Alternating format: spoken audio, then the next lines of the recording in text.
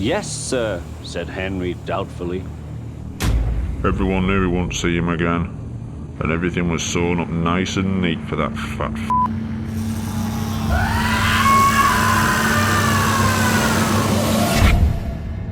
As news got out about Henry's accident, it didn't take long for Thomas to realise Henry had been disposed of because of what he knew.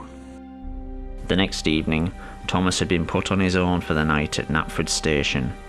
As his driver and fireman left, under what was left of his own steam, he set off for the Sodor Research Complex. He had a small amount of burning fuel in his firebox, but he was mostly moving under his own strength. It took Thomas 3 hours to get to the complex, the effort to get there nearly killing him. Thomas arrived at midnight. With no one around, he made his way to the shed where he was created. What he found was the answers to his questions, and many others.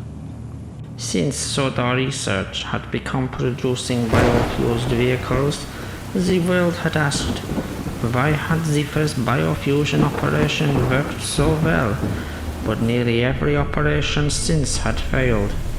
Sadly, Thomas found the reasons inside.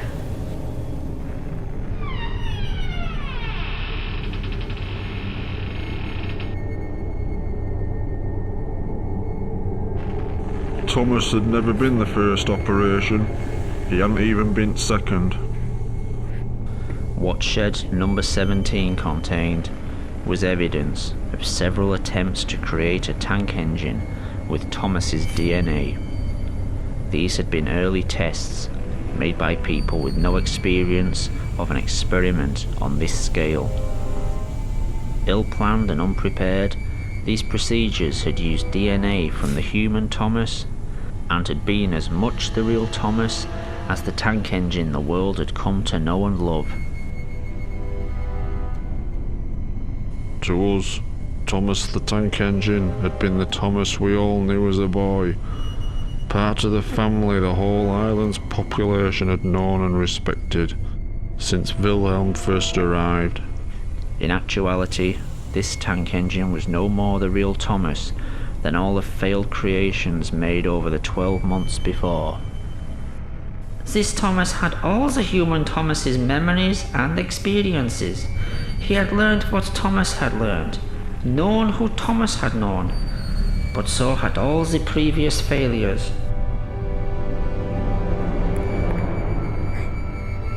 Wilhelm and Hans Goetze had had to learn through trial and error how to bring their Thomas back from the dead. The following experiments had not had the same work put into them, resulting in the freak engines and aircraft that had developed so many problems on Sodor Island and around the world. In Shed 17, Thomas wouldn't discover who he was, but in fact, who he wasn't.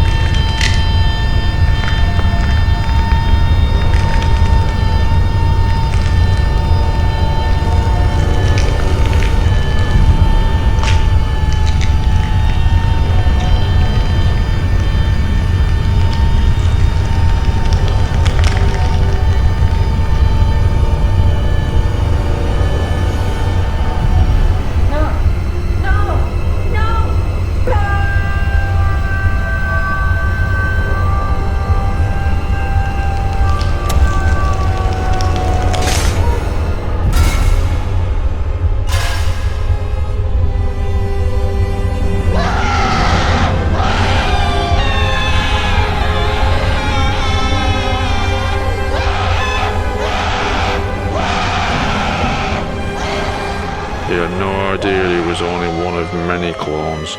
None of us did. But I guess as time passed, We stopped asking all the questions we had at first.